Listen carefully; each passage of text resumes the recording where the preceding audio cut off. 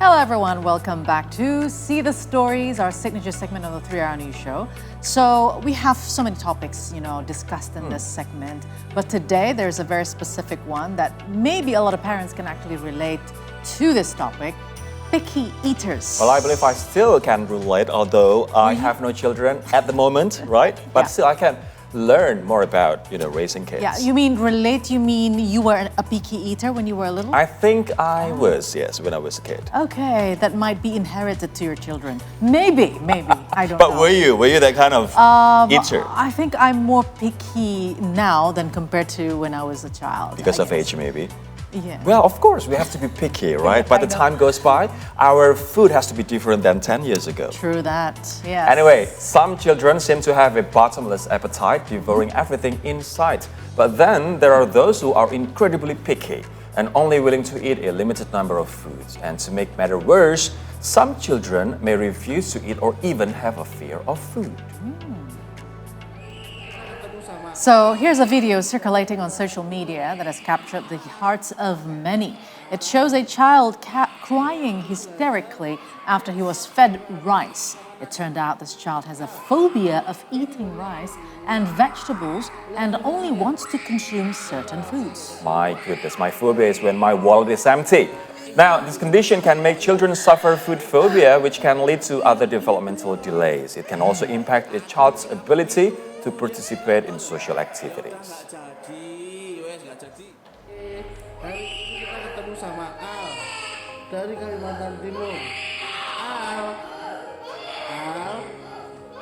So it's always timely to talk about picky eaters because it relates with, to all of the parents.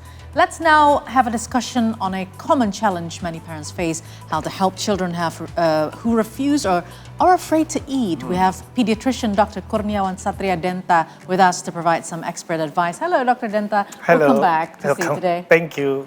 Yeah, so I had my time as well. Very hard time with my kids when they didn't want to eat the food that I gave them. So first thing first, we want to know what's the reason behind the picky eaters, a phase that the child have. Yes, you were right. It's actually just a phase, a normal phase. A normal phase. The parent has to realize first that sometimes kids can be picky, or even sometimes they can refuse to eat food. It can be so stressful, of course, because parents, moms, dad, they want the kids to eat as many as possible. But although yes, picky eater can be one sign of a more serious problem or condition, but actually the most common thing why they didn't want to eat is just they just still not hungry, still full, or they don't like the food, or they just not feeling well. That's it. All right. Is it wise though to give kids reward when you eat this? Although they don't like it, you get your time to watch iPad, for example, or you get your time to play games on your iPad. Would that be wise? Actually, not a wise move because Not a wise thing. Because with that we interfere with the natural way of kids how to deal with the food. Now they think of food is one of the reward, and then they can start thinking and considering, oh, this is one type of my way to maybe ask something for the parents or negotiate with the parents. So it's not really that good to offer kids a price to just eat food. There's plenty of ways to introduce food. Never reward with iPad or video. If they don't want to eat, you can give them more food. But yeah, one of the things that are quite challenging for parents is actually to introduce as many options of food so that the kids know more, right? Sometimes they are afraid of trying or maybe bored of something like food that the parents give on a daily basis because, they start from porridge and then they go to a harsher, sort of like texture and then the normal texture. So what do you think, what kind of introduction to food do you think is best so that we can avoid this picky eating phase, at least it's a smoother one, not like a very, challenging. Yes, first that we all have to understand is that eating or feeding is not. It is a skill that we have to teach to kids. I mean, like it's not like compared to breastfeeding. Breastfeeding, it's a reflex that kids, and sometimes when most of the time when we give the breast milk, they will just feed spontaneously. But with eating, they have to learn how to eat properly. Right. And then the second one is kids also have preference.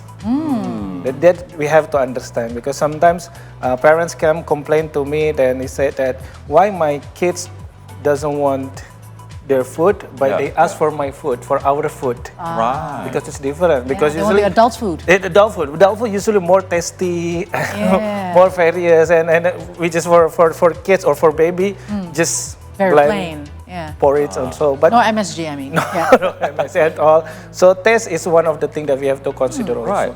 The thing is, as long as they have the complete nutrition like carbohydrate, protein, fat, and mineral, and a bit of fiber, that's it. No, I mean, They're good to go, right? Doctor, you said it's only a phase, but how long would the phase go for? And what kind of signals that parents need to be afraid of? Or, like this is a warning when it goes, into certain phase. Let's say it's been like that for like more than 3 months or 6 months, and the kid didn't want to eat anything beside, I don't know, only one typical of food or one type of food, for example. Yeah. Is that a warning or is it okay? For example, if the kid only wants to eat fruits, that's it. Would that be okay? Or snacks with MSGs. Or snacks, or just one Particular food. one particular food. So there's no protein, no, let's say, no vitamin or no carbohydrates. In fact, it's only fruit. Let's say, is that okay? So we need to differentiate first between picky eater or picky eating and selective eater.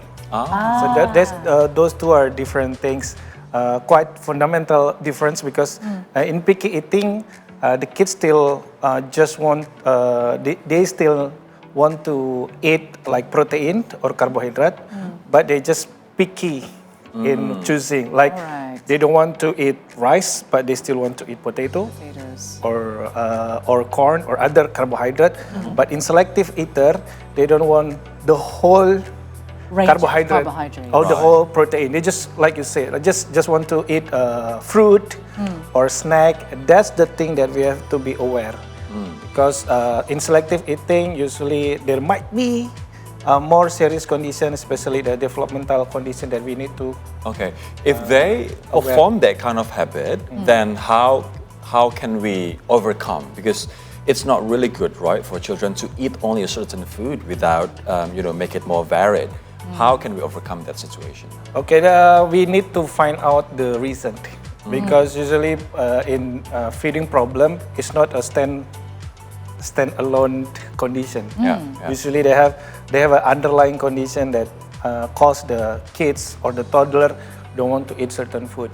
Right. So sometimes we need to understand first, like how good is the nutritional status of our children. Like do they nutritional wise, growth wise, do they, like, the body weight is still good, like the body height is still good, and then from that we can find out more. Do they how about the health status overall? Do they have a problem or not? Or maybe a developmental status? Do they have a developmental status? Like, do they interact good with the environment? And then after that we can find out the reason. So sometimes most of us, we just want to go directly to the solution. Right. So without understanding. Because maybe there are two kids with the same selective eating condition, but those two, the intervention is different. Right. So if we watch the video that was played at the beginning of our talk show, though, it was quite shocking to me that a kid, show a symptom of phobia towards some certain form of food. In that case, it was rice. Is it normal for children to have phobia on form or a shape of a certain food? In this case, rice. When we talk about phobia, of course, it's not a normal condition. Sometimes when the reaction is too much, like hysterical, like crying hysterical, then we have to find something. Why is he really afraid of this food, because sometimes there is a food trauma also happening to kids, maybe before 1 year or before 2 years old. Parents or the caretaker like forcing the kids to eat the rice, or maybe or certain condition that remind the kids of a traumatic condition, so he doesn't want to eat the rice anymore. Actually, I have a like my cousin. She didn't eat rice until a certain age. I think until she's, going up to the elementary level. Before that, she was just eating bread. I don't know whether it's okay or not. But you mentioned about kids who didn't want to eat or become picky eater and refusing to eat because maybe he or she is not that hungry yet. But it's always good to sort of like, teach them how to discipline in terms of the food orders. For example, it's breakfast time, it's lunchtime, and it's dinner time, and you have to introduce them as well, these schedules. So what is the best way to do that, so that kids understand, it's breakfast time, so you have to eat something at least. Yes. Yes, with that we talk about the feeding rules, with the scheduling, with all the procedure. But the basic is we have to understand our kids' hunger and satiety level condition. So if they're not hungry, whatever we do, they still don't want to eat. So I mean, like every kid can be different. That's why us, we pediatrician, we never say that, okay, you have to go breakfast at 6 and then last at 12, and then dinner is 6 again. No, but we have to understand that when is the right time for the kids to have breakfast during the range of the morning, from 6 to 9. When is the right time? Usually kids will have their appetite when they eating with the family. So that's why the first thing that usually we recommend the parent is just eat with the eating time. The feeding time is the same time with the family meal time. That's a very good input, actually. So I have a younger sister who has a daughter, so my niece, and I have an older sister. So my older sister, because she's not a parent, she doesn't know the rule of feeding the kid, right? So my older sister gave to my niece a sweet bread at the at the between of breakfast and lunch. Between meals, right? And it infuriated my younger sister because this is not the eating time yet. You don't give sweet bread to my kid when it's not the time of eating yet. Because she feared that her kid would not be able to swallow the nutritional food at lunchtime. So is it a normal response that a parent have when their kids are given food beyond the eating times? Oh, feeding rules is feeding rules, but of course we need to be flexible also, because sometimes food is not all about discipline, it's not all about the nutritional, but food is also a social things that we as humans do every day. So maybe once in a while between meal time and then say like your family will give extra snack, or it's okay sometimes. So you can't be strict all the time. Yeah, you cannot be strict because sometimes the kids can feel the pressure sometimes. The pressure of like, why I need to eat like a. It's not an obligation. Right? Like an obligation. So it's not a fun thing to eat anymore. And then with that, they will feel more pressure every time a meal time comes. All right.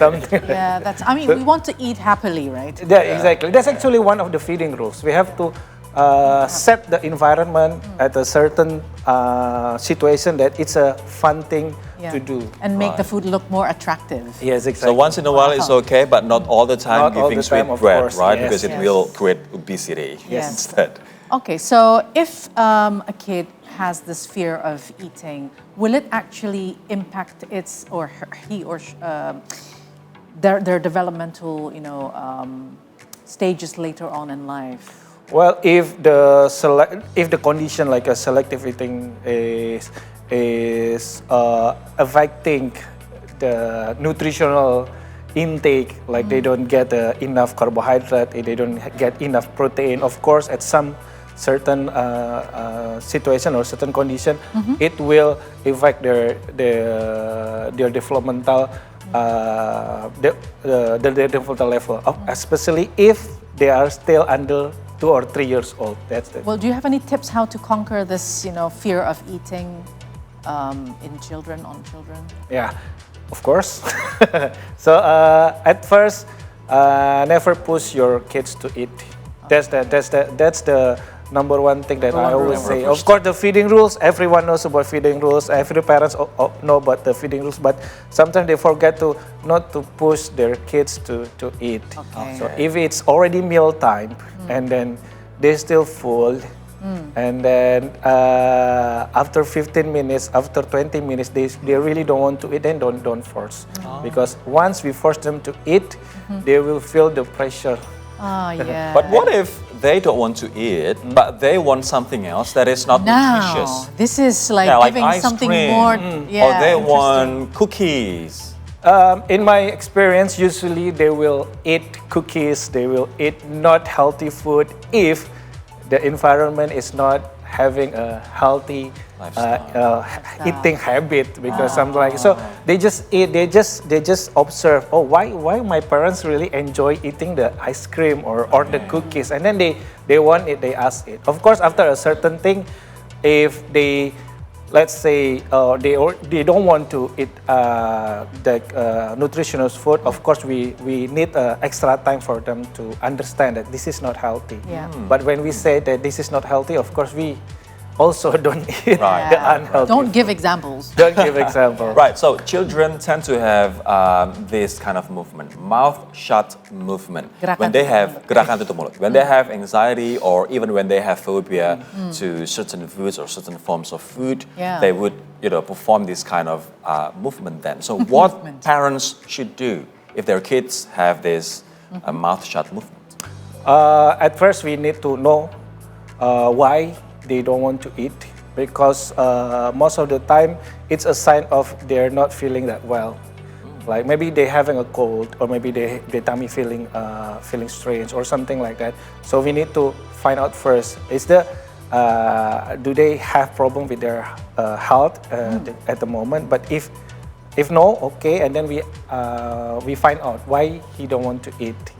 Whether, because sometimes there is a misperception in parents of the definition of eating, because sometimes the kids can only eat like half a plate Of the portion. of the portion, and then they give the whole plate of the portion. The kuli, And then after 2 hours, after 3 hours, of course, the kids still feel full, Yes. and then they don't want to eat, and then the parents say, oh, why my kids don't want to eat? Okay. Or another thing that usually happen in toddler age is the parents, they give too much or too many milk, like a formula milk or like a fresh milk, or too many fruit. Is that a good thing, doctor? You mentioned about milk. There is a milk that can actually alternate meals. They say this is for kids who are very hard or refuse to eat. So here's the milk, the formula. So is it a good thing to give them this specific type of milk? If the kids really need, like the healthy condition, like require them to drink or to take a certain nutritional way, like a milk, of course they will need it. But most of the kids, they don't really actually need it. So, but sometimes in our culture, when you did not drink milk enough, then you will not be healthy. So that's a perception that we need to change. So sometimes I found that the kids don't want it, but the parents give them like a 1 liter of milk daily. Oh my God! Wow. So like, of course they will feel full all the time, feel bloated all the time, or maybe giving like fruit all the time. It's also affect their satiety level. Okay, it's getting more interesting and informative, but we need to take a break, Doc. So we'll be back after the break. We will still be talking with Dokter Kurniawan Satria Denta, a pediatrician, after the break. Don't go anywhere.